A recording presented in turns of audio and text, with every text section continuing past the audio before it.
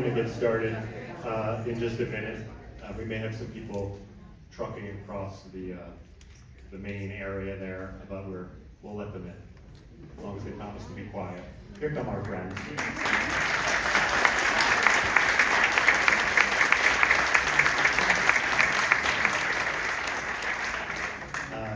I'm Stuart Horowitz, and here's the pre-recorded script.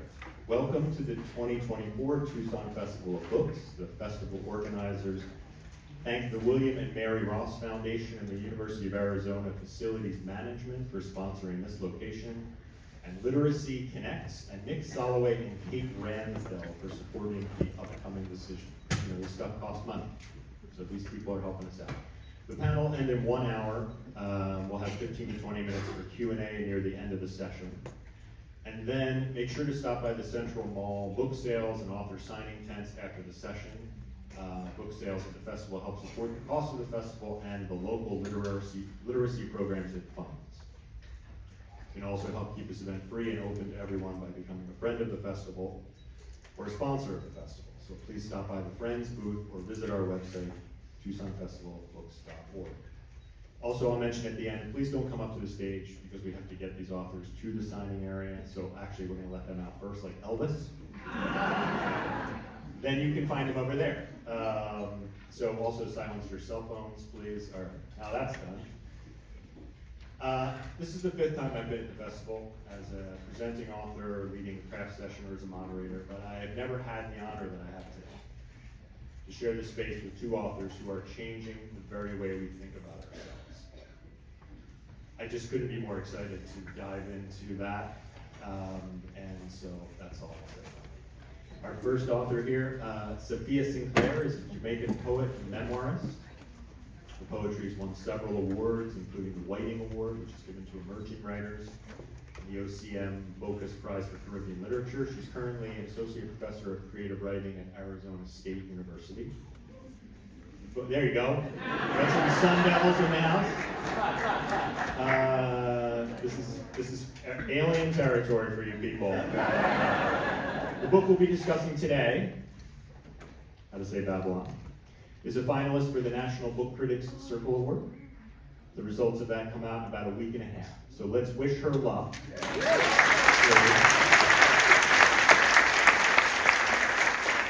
It's like when you go to the screening of a film that wins Best Oscar, you can be like, I was there. Okay. This is also a Today Show book club pick, and it was one of Barack Obama's favorite books of 2023. So get one and get her to sign it to you. All right. And to my immediate right, Viet Thanh Nguyen is a Vietnamese American professor and novelist. He is chair of English and professor of English and American Studies and Ethnicity at the University of Southern California. All right.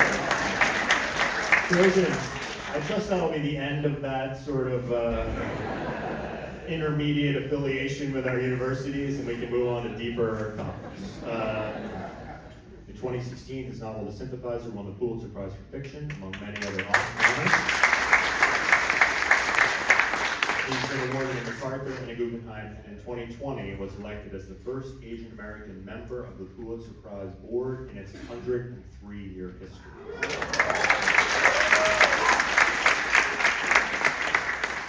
And this is his memoir, A Man of Two Faces. So these are the books that we will be discussing, and they are massive works. So our task here is necessarily reductive. But I believe we can enter this discussion through the fact that it's actually gift wrapped for a moderator, that each of them uses a central metaphor or organizing principle for the dominant, read, white, European, American, Christian, capitalist culture. So I'm not even going to try to reduce that complex phenomenon, but I will offer a few definitions from their books. And we're going to speak as if you haven't read them. Of course you should. Babylon. Babylon is the name given to the systematically racist state and imperial forces that hunt the Rastafarians in Jamaica, as opposed to the promised land of Zion. It's Babylon that made the Rastafarians outlaws and turned the police against them, with the British crown behind them. In a larger sense, it also refers to the violent forces of Western ideology, colonialism, and Christianity. And if I get anything wrong, just jump right in and be like, not that, okay. In a slightly apparently lighter vein, but actually just as savaging, we have America with a trademark after it. So it's America TM. And that is the open secret that America was founded by white people on colonization, genocide, slavery, war, and white supremacy, all of which continues to shape the self and the other. So if this isn't the panel for you, you can even use the handicapped entrance. Excellent, you gotta go. Viet also mentions many times, he also trademarked American Dream TM in here. And he also said that Hollywood, shout out to the Oscars tonight, is the unofficial ministry of propaganda for America. All right, so my first question, this is not gonna just be me talking, is, at what point in the writing process did you realize that these metaphors were going to be such central organizing principles for your work? Safiya, maybe we'll start with you. I know that you've been living this and you had heard Babylon from the time when you could hear anything, but just curious the process of you realizing its centrality, even to the point where you get it into the title, and also how the title reflects this reality. Good. Turn it on and give it a minute. You just gotta do that and gotta be patient. Does the red, okay, go. I never thought about, so Babylon wasn't really a metaphor for me because, as you say, it was a huge part of my life growing up. It was just an understanding of how my father and other Rastafari made sense of the world. And my father in particular saw the world in a very binary way. So for me, growing up, it was always we're either at home or when you step outside the gate, it's Babylon. And Babylon, as Stuart put very well, represents everything that is detrimental to the Rasta man, to Black people, to the African diaspora, everything that has shackled us, that has oppressed us, that seeks still in systemic ways to, make us small. That's Babylon. And so, like you said, as soon as I could talk, my father was like, stay away from Babylon, don't keep friends because they're part of Babylon. Every time you leave this house, you need to guard yourself and guard your mind against, the iniquity of Babylon. And so it loomed so large for me that there was no way to write the book without also exploring the idea of Babylon and how it's intertwined with the history of Rastafari culture and Jamaican history as well. So for me, it was kind of a no-brainer. The book wouldn't exist without being born Rastafari. Yeah. So it was in your blood, and yet I think your evolution may have come a little bit more gradually, but I'll let you answer that. When you trademarked the American Dream or America, did you ever think about putting either of those constructions in the title, and were you talked out of it by some well-meaning editor at a publishing house? There's a whole backstory to the title of the book, and it was actually my friend Leila Lalame, who's a novelist and nonfiction writer, who said, he read the manuscript, he said, I think you should title it A Man of Two Faces, because the opening of my novel, The Sympathizer, is I'm a spy, asleep with a spook, a man of two faces. And when I wrote The Sympathizer, it's a spy thriller, but a lot of the emotions and ideas come from me. And when I wrote this memoir, the only way I felt like I could write it was to pretend that I was a sympathizer writing about me. So it came in a nice full circle. But that gets to the way I want to answer your question about American Trademark, which is that as serious as the subject matter of the book is, I think it's also really playful.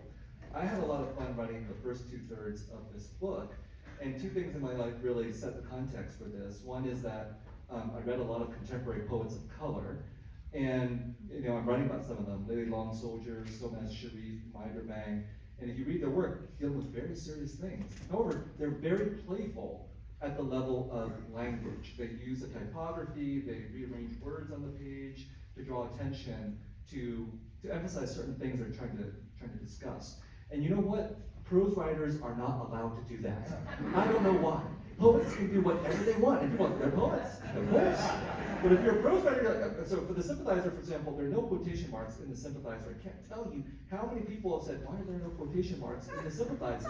I'm like, why should there be? We don't go around putting quotation marks everywhere when we say stuff. So I wanted to capture in the writing of this book some of the playfulness that I found in these poets.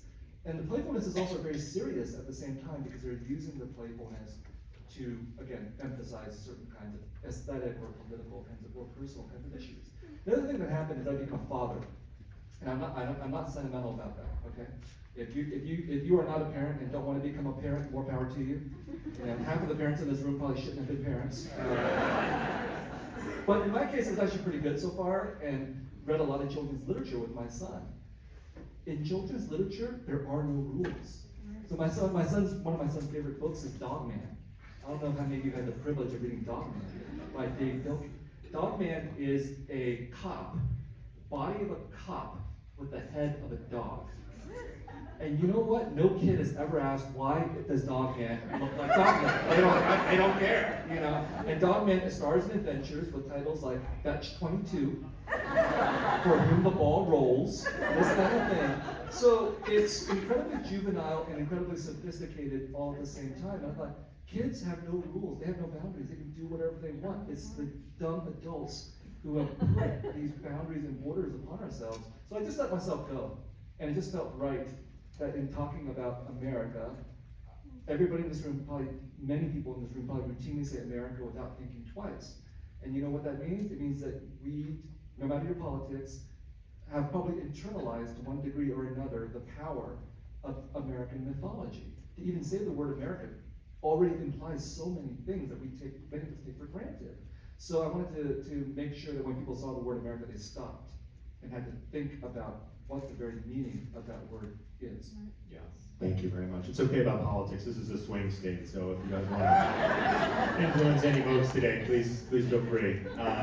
Speaking of that playfulness, in this book we actually have a series of one-star reviews of The Sympathizer printed by Viet to then take off from it. So, and there's that font thing that we're talking about. All right, so we've got sort of Babylon and America TM as these large-scale indictments of a culture that we know has been in trouble for a long time, and the cracks are widening. But I feel like in both of your works, it's not just the obvious horrifying things, but it's also there's the insidious things that you may not realize unless you get a chance to read, an entire memoir with all of its poetry, lyricism. So, Safiya, the question for you, I think, is Babylon was not only something that really had to be outside, but there was a certain insidiousness in the way that, I think at one point you mentioned that it led to the undoing of your family. I don't know if it was just that it was the dichotomy between Babylon and Zion, that having to fight for one put people in such polarized positions that they weren't able to experience their full humanity, or if Babylon itself is what you feel like led to the undoing of your family. Is that question clear? It's clear, but I don't think I said it was Babylon that led to the undoing of my family. I think I said it was, there's a section in the book where I'm sort of reliving Haile Selassie's visit to Jamaica. And Haile Selassie, for those of you who don't know, is the Emperor of Ethiopia. At the time, he was the only Black ruler in the 1930s, and he was the only Black ruler in the world around the same time that Marcus Garvey, the Jamaican abolitionist, said, "Look to Africa for the crowning of a Black king, for he shall be the Redeemer." And there was a street preacher called Leonard Percival Howell who heard Marcus Garvey's words around the same time Haile Selassie became the emperor of Ethiopia, and said, this is him, this is the Messiah, this is the savior of black people, and this is how the Rastafari movement began. And so in this 1966, Haile Selassie visited Jamaica, and every single Rasta person on the island went to the airport to meet him. And so I described this in the first chapter of the book. And so I'm having this moment of introspection in the book where I'm thinking about Haile Selassie and everything that came after. You know, the Rastafari movement began in a very positive way. It began as an anti-colonial movement. It began as a movement rooted in Black liberation around the time where Jamaicans were still under British colonial rule, where Black citizens did not have their own autonomy. And so this is how Rastafari began. The British government then scattered the Rastafari movement. They labeled it a cult. They came and they burned all they burned the compounds that the Rastas were on, and they kind of scattered the movement at that point. And so the Rastas then they turned inward. They became very paranoid of the outside world. There was no longer a united place for Rastas to meet. The movement then became, each Rasta brethren was the head of his own household. He was the godhead, the house was the temple, the rules were his. There's no holy book in Rastafari. There's no biblical equivalent of Rastafari. And so I think a lot of the reasons that my family unraveled was because my father, who became the godhead of our house, who made the rules, who made the gospel, who sort of interpreted the tenets of Rastafari for himself, like many Rasta brethren do, took it to its extremes, which eventually broke our family apart. Thank you for that. Yeah, and that's, you know, the last 30, 40 pages, I mean, just, if you read it, it's a blink of an eye. I mean, and then you gotta go back and read it again, 'cause you're like, was I even there? And then, I mean, but yeah, we get there, so I won't say any more about that. So, and thank you for that exposition on the dominant culture, because that is really what we're talking about with these two central metaphors. And, you know, going back to that sort of insidiousness as opposed to the obvious, you know, bomb dropping, you've discussed how, you know, being a model minority, you have to express your gratitude by successfully validating the American dream, TM. And it's just sort of another co-optation. Is that something that, you know, you've fought against, that you have to constantly guard against, or you never really thought you were gonna fall prey to? How does somebody, like, you know, deal with that? Well, you know, I mean, I've read a lot of Asian American literature, but a lot of so-called ethnic memoirs and so-called ethnic autobiographies and so on. I think I have a pretty good idea about how it is that a so-called minority or a person of color and so on is supposed to tell their story in the United States. And in this book, I actually give you a 5-step program for how to write an ethnic bestseller, in case you're interested. But you know, it's, for example, this memoir, for example, tells the story of my family, who became refugees from the war in Vietnam. And I was born in Vietnam, and I came to the United States at 4 years of age. And my parents opened a Vietnamese grocery store. They struggled.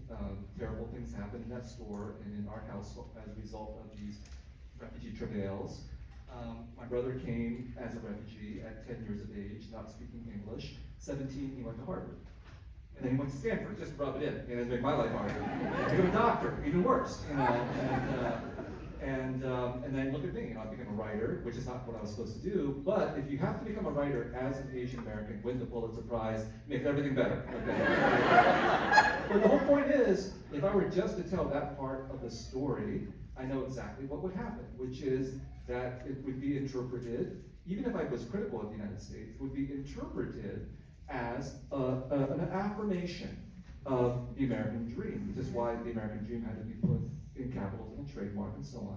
And so I'm not interested in telling that story because I've seen it 1,000 times, and I know exactly how it's going to be interpreted. And basically the situation is that Americans are perfectly willing to accept that the United States treats its immigrants kind of harshly, that we've had a complicated history, we've had an imperfect union, however, the arc of history is inevitably going to make us perfect.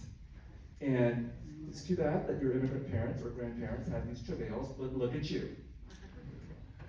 And so I wanted to make sure that even as I told my family story, because it is a meaningful story, it is an emotional story, it's a powerful story, that I wasn't going to let the readers off the hook in terms of allowing readers to turn back to the standard American mythology with which so many of our stories are contained. And you know, that's because I'm a writer who's really interested in the meta narratives. I mean, if you read The Sympathizer, The Committed, these are novels that are entertainments that are also commentaries on spy thrillers and gangster novels and so on. And this book is also commentary on writing the so-called immigrant or refugee story. Thank you very much. And you know, when you're talking about not letting the reader off the hook, that's what we're doing here today. We're not the reader, the listener, the whomever, the attendee, me. Because both of your books contain a pretty good skewering of what Viet you call the quiet American. So we've got the quiet American and the ugly American, and the quiet American in Viet's description is the polite, sensitive person who's appreciative of multiculturalism, but still sort of endorses special ops blowing up innocents with drone strikes, or at least doesn't do anything to oppose it. And you know, I just feel like, I think as my 18-year-old daughter would say, I feel attacked. Anyway, and that also happened in Safiya's book, where her characterization of some of the people are in her MFA program, like the white writer from the Bay Area suburb who voted for Obama but sings the N-word out loud in his favorite rap song. So if you find yourself in this book, you might not be the hero. But so I guess my question is, this is to both of you, how do you know, I'm sure you don't view it as your job to educate these people, I'll say people like me. How do you know when to pick your battles with these people? And can you speak to the toll that resolving to see things with clear eyes may have taken on your personal lives? Lost friends, lost opportunities? I could see you want to go first on this. No, I didn't. No, I'm just smiling. I always smile. Good. Oh, me? Okay, sure. Anybody who knows me knows I'm an opinionated person, sometimes to my detriment. But you know, when it comes to writing, what I find fun is a mixture of tones from the palette, possible. I'm totally messing up my metaphors, but you know, there's different ways by which writing can provoke and writing can entertain. And you use the word educate, for example. We're not supposed to do that in contemporary American prose or contemporary American fiction. You know, one of the standard cliches of the MFA writing program that you've been through is show, don't tell. And that's perfectly fine, it works in a lot of contexts. But sometimes I'm also really interested in telling. And that's classified under didacticism, not necessarily as education, but didacticism. And we're not supposed to do that as contemporary American writers. But if we look beyond the history of contemporary American literature of the 20th century, you go back to like the Bible, for example, lots of didacticism. Lots of different kinds of aesthetic strategies are being carried out in a diversity of literary genealogies that we're a part of, not just sort of the narrow bandwidth of contemporary American writing. So I, you know, when I'm writing the memoir, I'm certainly aware of show, don't tell. I'm aware of the compulsion to tell the life story. I'm aware of the compulsion to reveal the secret, to reveal the trauma. I mean, why would you read someone's memoir unless there was something traumatic? You're not going to read someone's memoir. It's like, well, you have a happy life. Okay, good. So I'm well aware of all the formula that I'm supposed to work with. But I was someone who, when I was a college student at Berkeley, really became awakened politically, intellectually, and artistically. And that was due to a variety of different kinds of stimuli. The great novels, of course, and you know, all the stuff that you're familiar with. But I was also turned on by provocation, by agitprop, by satire. All those things are art forms to me as well. And so a book like A Man of Two Faces, and also the novels, they mix all these different types of things in them, because I think you can in fact provoke, entertain, educate, satirize, all within hopefully 10 or 15 pages. I would say as a poet, I'm also just naturally turned on by provocation. But for me, like this is where a lot of my poetry was born, in this idea of rebellion, of linguistic rebellion.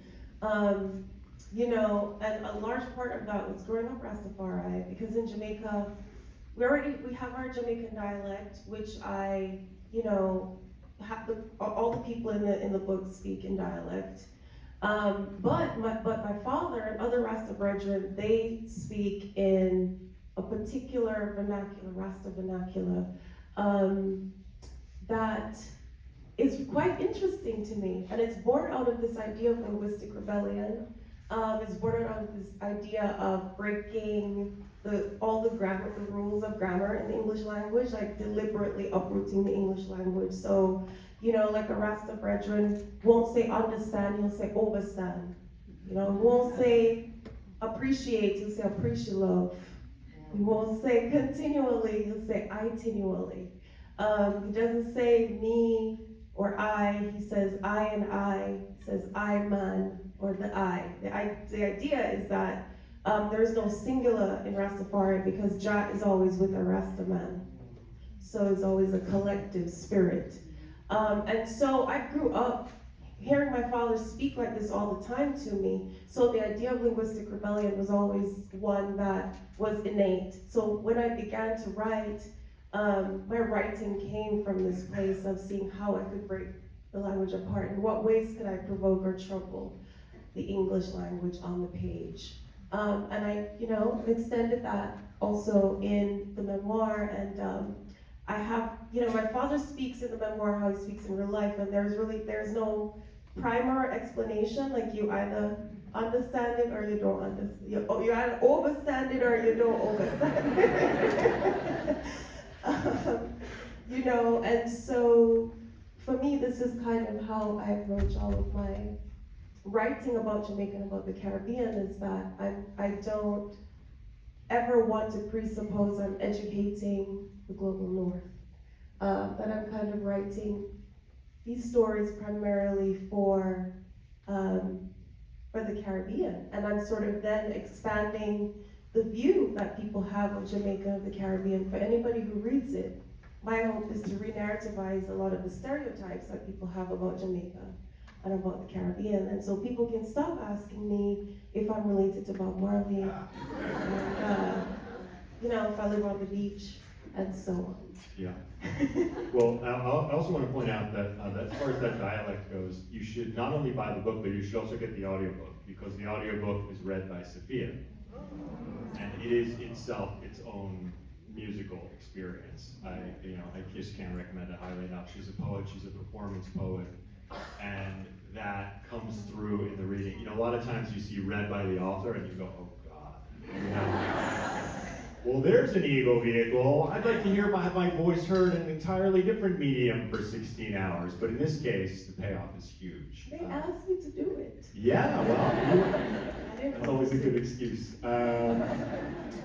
So while we're on poetry, let's lighten things up just a little bit and talk about the shift in genres that these books represent for you. I heard you guys when you were talking behind in the green room, which is just down the stairs there, about Safiya is a poet and cut her teeth on poetry and had great success in poetry.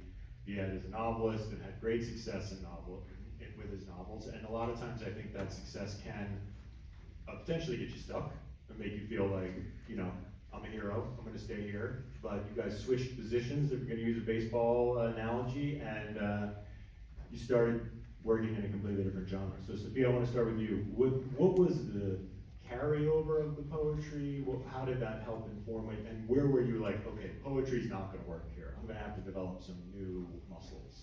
Yeah.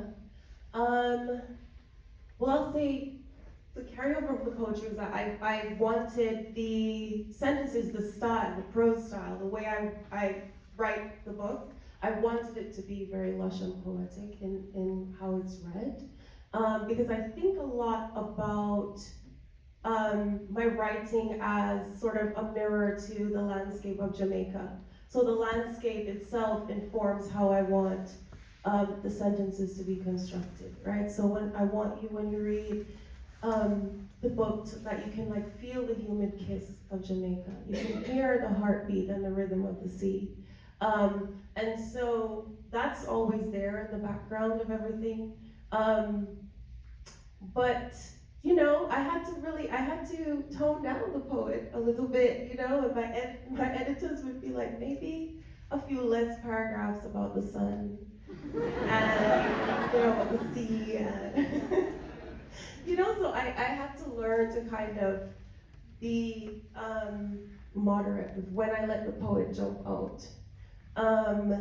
And for me, my process to writing poetry is one that's kind of very much rooted in uncertainty. I never know really what the poem is going to be about when I begin. Most of the time, I'll have maybe a title, or I'll have an image or a line that has been circulating in my head, and then I kind of just follow, or it's a sound or a rhythm, and I follow that to the end of the poem, and I let that lead me to what the poem wants to teach me.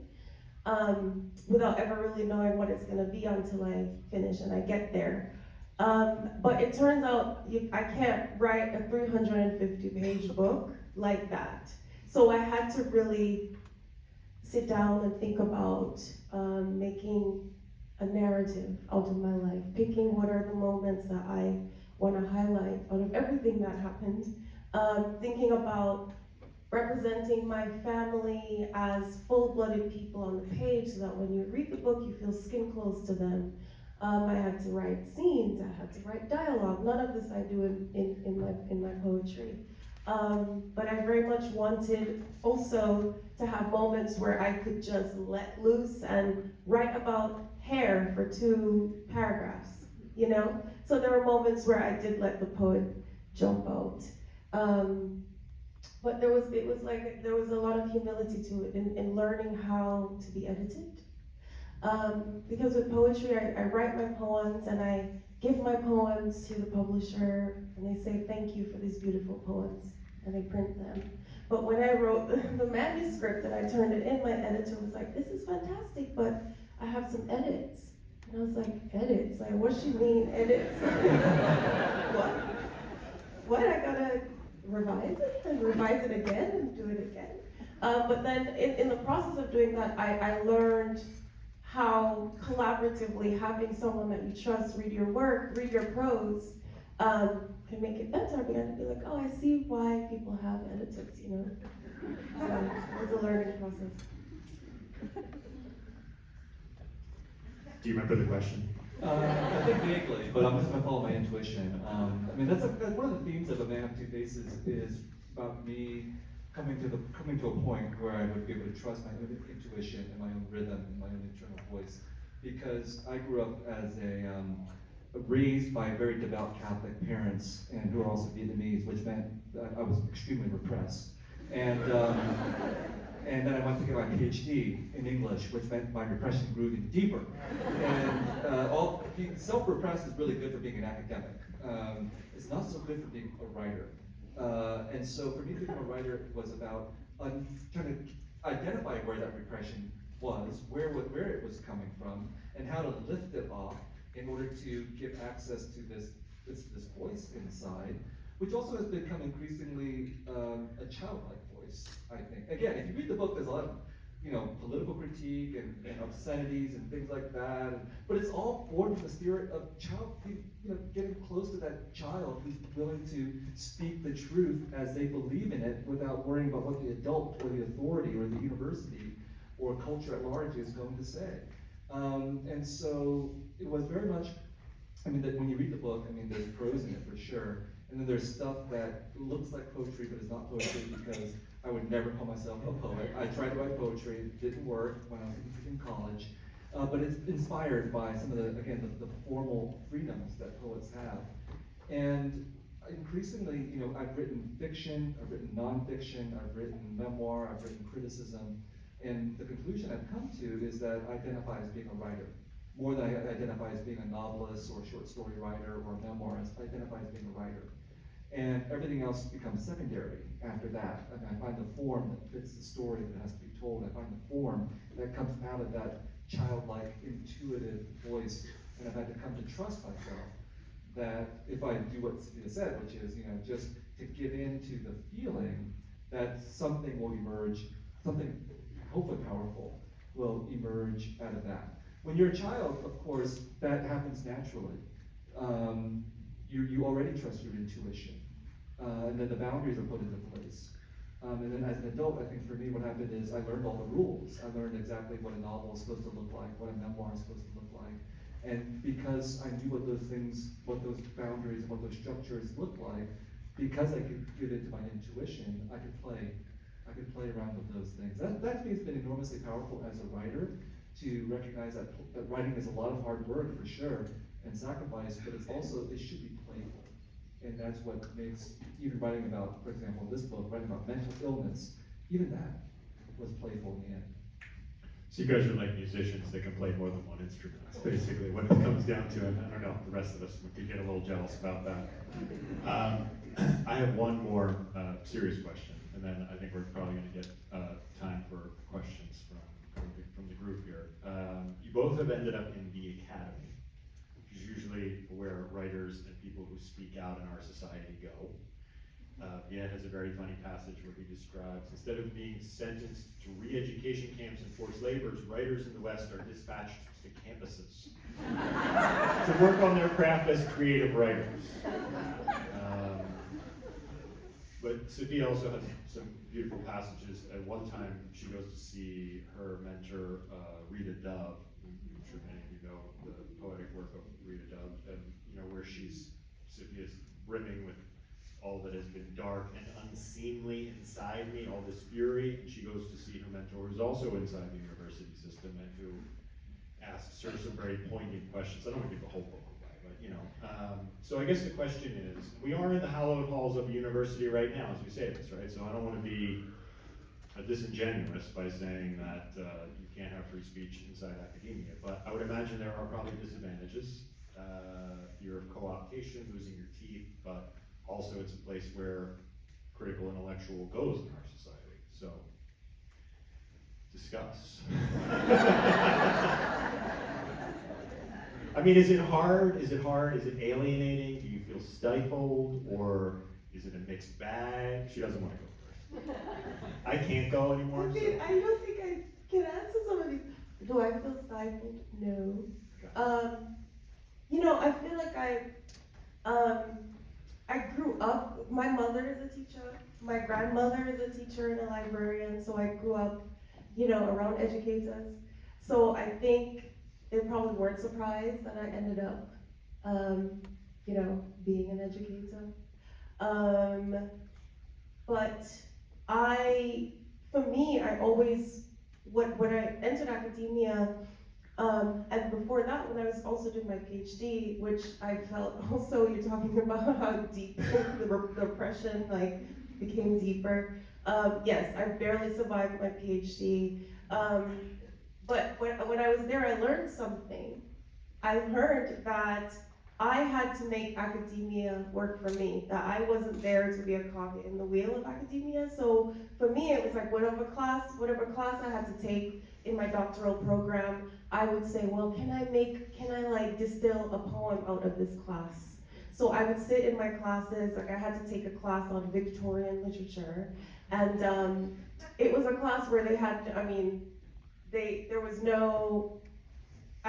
none of the classes I took at USC had writers of color, but this Victorian class had W.E.B. Du Bois, and I was just like, well, that's interesting. But as I sat there, I was like, well, can I make a poem out of what I'm reading? So much of this is so far away and foreign, and it's not really rooted in my experiences as a Black woman. And so I would really sit in my classes and, we were reading, these novels from Victorian era, and I would really pull words from the novels and make whole poems out of them. And so I was like, this is what I have to do. I have to make academia work for me as a writer, as a poet. In what ways can I do that?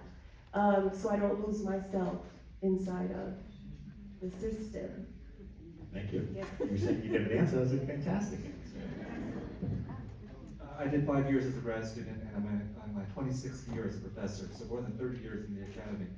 And when I entered the graduate school, I was an idealist, because I had the very canonical education, part of like what Safiya described, and read all the great white male writers, but then when I was an undergraduate at Berkeley, I also double majored in English and ethnic studies. So I read a lot of writers of color and black writers and decolonizing writers and so on. And when I entered graduate school to do my PhD, I thought, literary criticism can change the world. You laugh.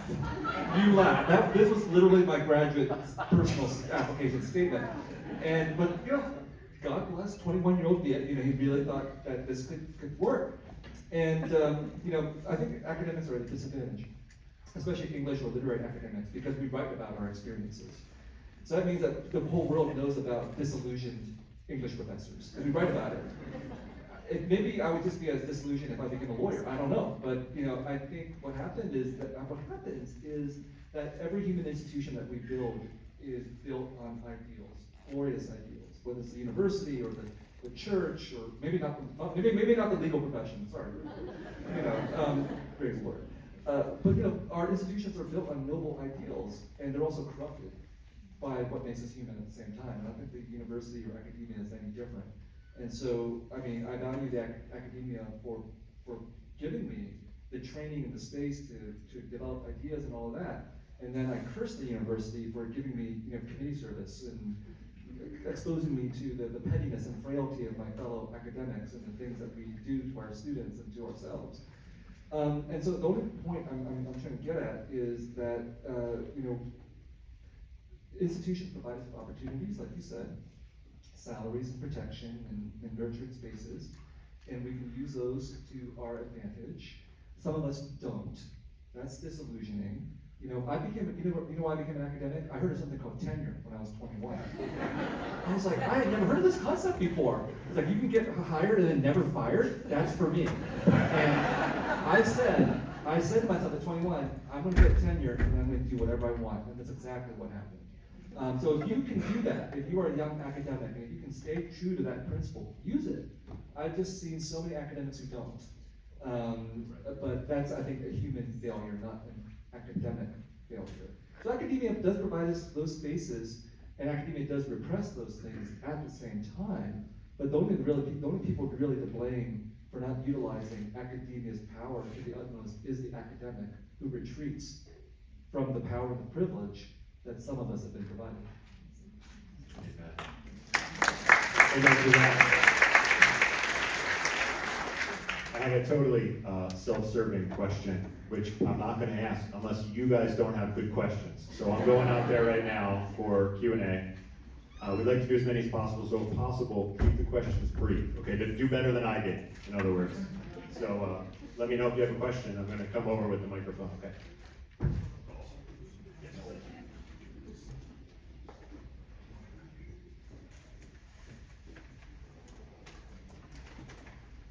Safiya, I very much admired your book. Thank you very much for it. Thank you. I was fascinated by your mother, Yes. and I wanted to know what her reaction was when she read the book. Yes, I wrote this book in a large part as a tribute to my mother. And I thought a lot when I was writing it about her storytelling. And she's a really great storyteller, and she had been telling me the stories of my family and of my life since I was a child. And in the Caribbean, our histories are kept in this oral tradition, and it's a matrilineal tradition. It's through the women that we preserve our histories and our stories passed down. And so I wanted to write the book in that way, the way that she would sit me down and tell me the stories of my life. And so, whenever she sees me now, my mom, she will still tell me the stories of my life, right? And she'll say, hey, you remember that time that you almost drowned and you walked into the sea? And I say, yes, Mom, it's in the book. And then she'll say, oh, you remember that time when you stepped on the nail and, you were so upset? I say, yes, Mom, it's in the book.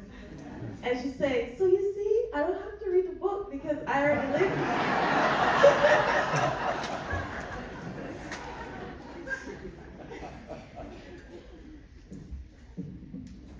Stuart said be short. This will be short. What are you going to gonna do next? Viet, well, both of you, Viet said he could do whatever he wanted. Yes, because he has tenure, which I do also. By the way, I'm still trying to explain to my mother the concept of tenure. She says, so they can't fight forever, you have the job. Yes, Mom, some people die in there with the job. Next, I'm really thinking about writing, returning to poetry, and I'm working on a new poetry collection. I'm particularly fascinated with the Rasta poetics that I just explained, of how, you know, the Rastafari turn everything upside down in their linguistics, how they speak. And so I'm writing a book that's sort of born out of this Rasta poetic tradition to see how I can bloom my own kind of feminine rebellion from Rasta vernacular. So I'm working on that, and also a novel which I have under contract, which my publisher would want me to say. Writing a novel about Jamaican women over 600 years of Jamaican history.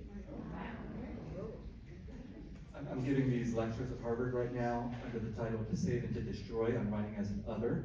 I'm writing the last lecture now, so the whole book should come out next year. And then by the summer, I would really love to get back to writing novels and write the third and final novel of the Sympathizer trilogy.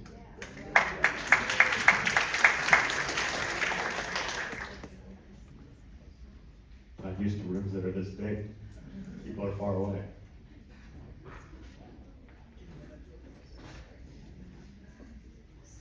Thank you both for coming. This is such a great opportunity to hear from both of you.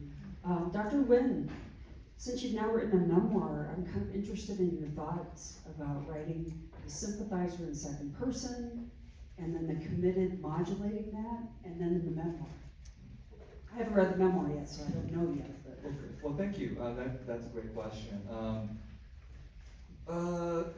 You know, the Sympathizer is written as first person because it's a spy thriller, and a lot of spy novels and detective stories are written in the first person because they're partly about revelations of the self and the investigations of the self as well. If you read the Sympathizer to the end, which is not guaranteed according to Amazon.com and Goodreads, the ending is a little controversial because we're like, oh, it's either the best thing ever or it totally went off the rails, which I think is a great ending. But it goes into the second person, and not to give anything away, but you know, the reason it goes into the second person is because our narrator becomes a little disassociated from himself for reasons that will become revealed. And that was actually, you know, when you read The Committed, it's a sequel to The Sympathizer. It's written in a variety of different voices and perspectives, all from the same person. And the reason why is because he is deeply traumatized by the consequences of what happens at the end of The Sympathizer. But it's not a very interesting novel if it's written in the first person and the writer says to you, or the narrator says to you, I'm traumatized. People who are traumatized oftentimes don't know they're traumatized. Or if they're mentally ill, they don't know they're mentally ill. You have to interpret that from how they speak and how they tell their story. And so in The Committed, that's why you have the sort of kinds of shifts in the perspective and the voice of the narrator. And then in A Man of Two Faces, it starts off in the first person, and by the end of the first chapter switches to the second person and goes on like that for about 2/3 of the book. That was a very intuitive decision, and the reason why is because when you read to the end of the first chapter, the ending of the first chapter, it's about my parents. It's about Christmas Eve when I'm about 9 years old. I'm at home, I'm watching Scooby-Doo Christmas Eve or something. Get a phone call. It's just me and my brother at home. He's 7 years older. And then my brother says, Mom and Dad have been shot at the store. They have a grocery store. And this is Christmas Eve. And I'm 9 years old. And I remember very distinctly that I did not say a word. And I just kept on watching the cartoons. And my brother said, what's wrong with you? And I thought, what is wrong with me? Why do I feel nothing? Why am I not reacting to this? And so it would take me a very long time to understand that this was in fact horrible for my parents, obviously, but traumatizing for me as a little kid to try to process what was going on. And that was just one of many things that were happening as a result of this refugee experience my parents underwent. So it switches to the second person because the only way I could write a memoir about myself was to write about myself as somebody else, that I'm in conversation with someone else who is also me. That's why it's A Man of Two Faces. And then by the end, I'm able to reconcile to a certain extent with that bifurcation of the self, and I come back to the first person towards the end of the memoir. Okay, another question in this area right here.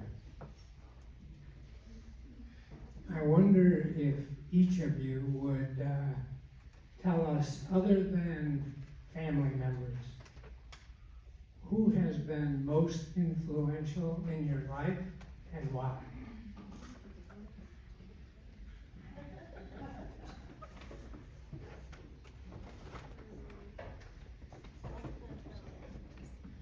You know, I would say my mentor, Rita Dove, has been very influential in my life.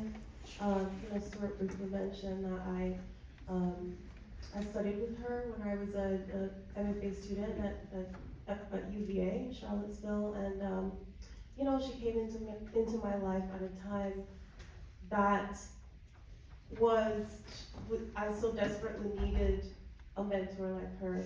I was really on the knife edge of existence in Jamaica. I really, you know, it was a point where I very easily could not have been here with you all. And I remember, you know, it was like this night in Jamaica, April, and my phone rang. I'm in Montego Bay, and it's a foreign number. I'm like, oh my God, it's a number from the U.S. Like, oh my God, I should answer the phone. I answered, and you know, I hear, hello, this is Rita Dove. And I, you know, it's like that scene where like you muffle the phone and scream. That happened, and you know, I tell her all the time that phone call really changed my life. It really did, because I went to study with her at UVA. I had time and I had resource to really think of, you know, work on my poetry, to write Cannibal, my first poetry collection, and everything from then, you know, changed. And in that moment, the poetry saved me, but also it was Rita seeing something worthwhile in me and in my work that saved me. I mean, I could talk about various authors and teachers that were influential for me, but you know, honestly, it would have to be my partner, my wife, Lan Yum. We've been married for so long that she forgives me for not remembering our wedding anniversary. She has forgotten too, you know, because we've had kids, and then the kids sort of take precedence over everything. But when I met her, it was literally on a dark and stormy night, and I had organized a poetry reading, and then there was an open mic, and then this beautiful young woman shows up and reads her poetry at the open mic, and I fell in love. And so, you know, throughout the course of our relationship, which has been longer than our marriage, I feel that, you know, she's always been encouraging me to do what I didn't want to do, which is to go where I was afraid, which is into my emotions. I think we talk a lot about the necessity of learning art and craft and discipline as a writer, all of which is important. But for me, what has also been so crucially important is to get in touch with that terrified little boy, to go into those emotions that were so frightening to me that I had to repress them for so long. And she was always there to try to encourage me. So when I told her I was writing this book, this memoir, what she said was, "Don't write about me." And then she reads everything I write, okay? She's read everything I've written. So then I finish the book and I give it to her, and she reads it, and she says, "Why am I not in the book?" Come on. So the penultimate chapter of the book is in fact something I wrote after that. She said, "I think you really have to write about your family, my family, my nuclear family." And not because I think she wanted to be in the book per se, but simply because she was right. You know, this becoming a father, becoming a husband was actually really crucial to both myself as a person, but also myself as a writer as well. We got time for one more question. Great, here, last question. You got it in you? I hope it's good, or well. I'm a medical student applying for residency soon. Do you have advice for writing personal statements?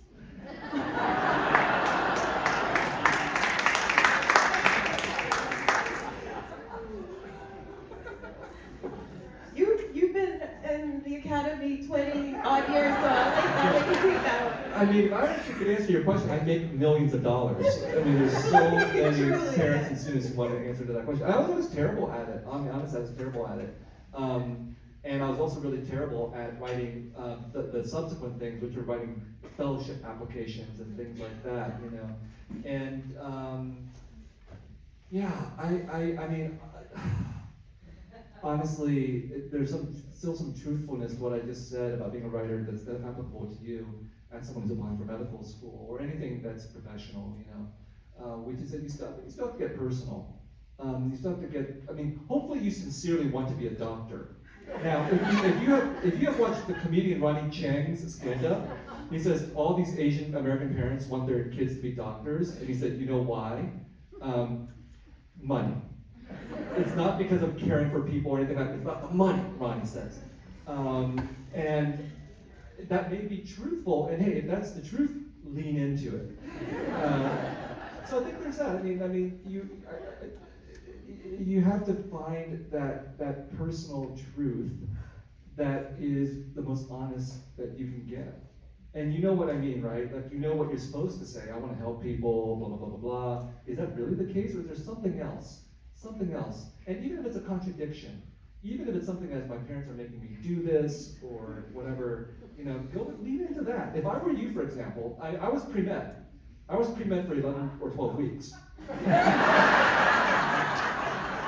And what happened was, I was in honors chemistry. Can you imagine? I was in honors chemistry. I got a B+. I got a B+. And the reason I got a B+ is I had a Vietnamese American lab partner. He wouldn't let me touch the labs. He was smart. And then the other reason was I got the curve, right? And then, the reason I stopped being pre-med was I thought, I would not trust myself as a doctor with a B+ in honors chemistry. But if I stayed with it, I probably could have applied to medical school, for example, and then I would have written about that. I would have written about what does it mean, you know, to be put into this situation. So anyway, find that inner contradiction, that inner passion, whatever it is, that is truly honest and not the boilerplate that you know that the admissions committees are looking for. Okay, well, Safiya is going to escort our two esteemed authors safely out of the building before they get home. Thank you guys so much.